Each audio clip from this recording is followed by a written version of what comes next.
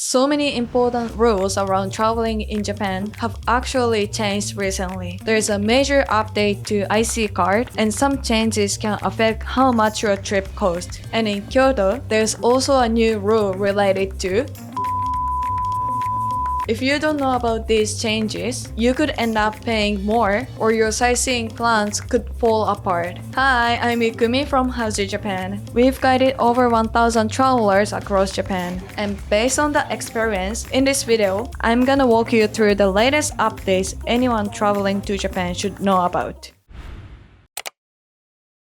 If you have large luggage such as a big suitcase, you may be denied boarding on some city buses in Kyoto. This is because more tourists are traveling with large bags. These bags make buses more crowded. They also slow down boarding and getting off the bus, which can cause delays. If you plan to visit Kyoto, it's a good idea to think about your luggage in advance. You can send your bags to your hotel, leave them at the storage service, or use a coin locker. If you're not sure where to store your luggage, there's a useful service called Hands-Free Kyoto. On this website, you can check coin locker availability near stations. You can also find luggage storage locations and luggage delivery services to hotels. If you're planning a trip to Kyoto, I highly recommend checking it before your visit. On the other hand, there's also some good news. A new update has been announced that will make traveling around Japan even more convenient.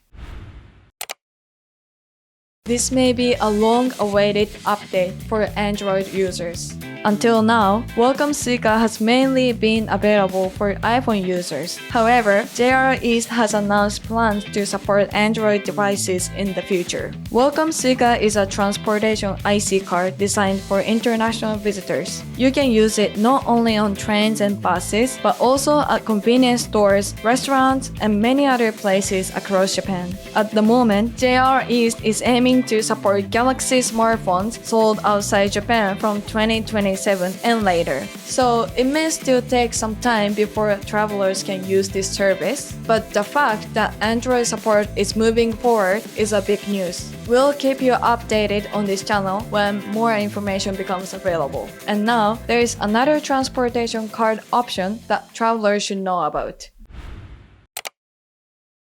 Following Welcome Suica, PASMO has also introduced a new IC card for visitors called Tourist PASMO. It works almost the same way as Welcome Suica. You can use it on trains and buses, and you can also use it to pay at convenience stores and many other shops. Because of that, some travelers may be wondering, which one should I choose? At this time, there is no big difference in functionality between two cards. However, Tourist PASMO stands out with its stylish design, which is inspired by Japanese kanji characters. You can mainly purchase it at Narita Airport and Haneda Airport. So, if you'd like a unique souvenir from your trip, Tourist PASMO may be a good choice.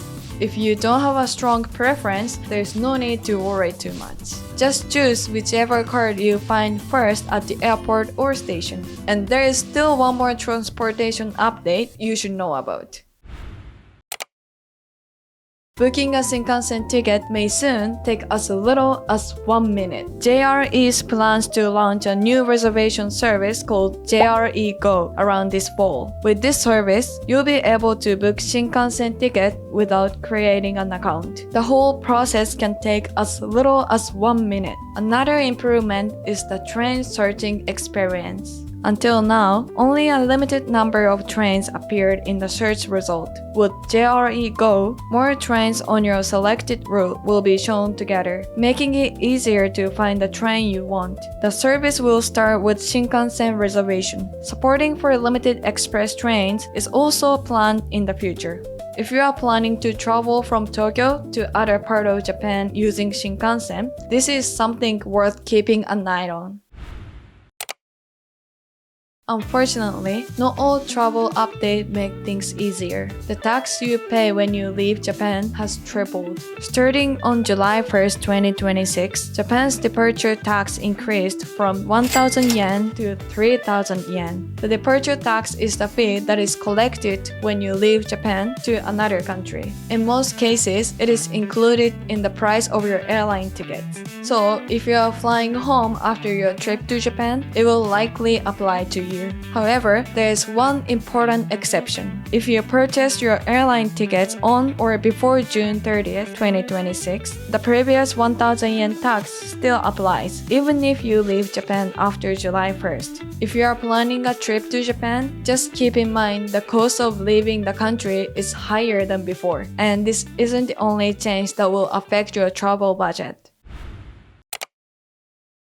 If you are traveling from Europe or North America, this update may affect you the most. ANA and JAL have increased their fuel surcharges for international tickets issued between July 1st and August 31st, 2026. A fuel surcharge is an extra fee added to your airfare based on the cost of aviation fuel for routes to and from Europe, North America, the Middle East, and Oceania. The fuel surcharge is now 65,000 yen per one-way flight on both ANA and JAL. Compared to May and June rates, this means travelers could pay about 18,000 yen more for a round-trip ticket. The departure tax increase has received a lot of attention, but for some travelers, this change could have an even bigger impact. If you are planning to book a flight soon, make sure to check the total cost including fuel surcharges. If you are overwhelmed and unsure how to plan your trip, be sure to check out Howzit Japan's customized stores. Our local guides can help you create a personalized itinerary based on your interests and travel style. We can also support you during your trip. You can find more detail in the link below. Now, let's move on to the latest update about over-tourism in Japan.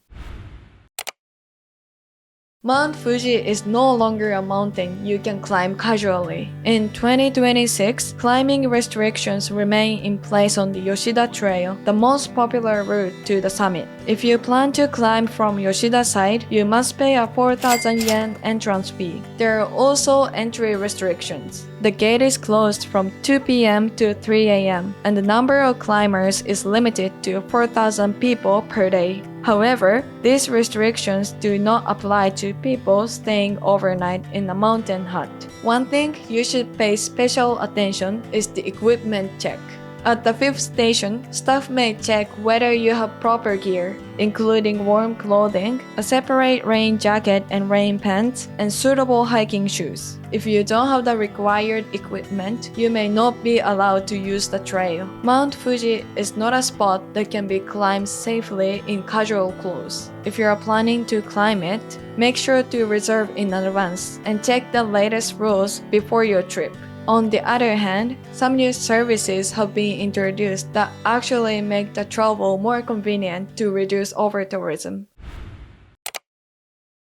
If you want to avoid crowds in Kyoto, this is a website you should know about. The Kyoto city government has launched an official service called the Kyoto Travel Comfort Map.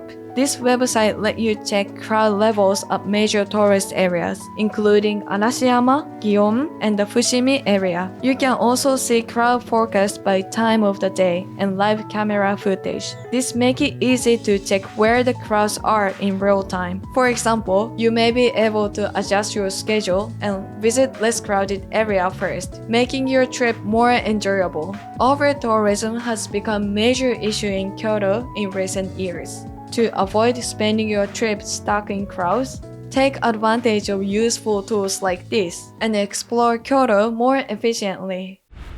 That's it for the latest travel update you should know before visiting Japan this August. If there is one you're most concerned about, let us know in the comment. If you found this video helpful, don't forget to like and subscribe. I'll see you in the next video. No, I'll see you in Japan. Bye! How's it?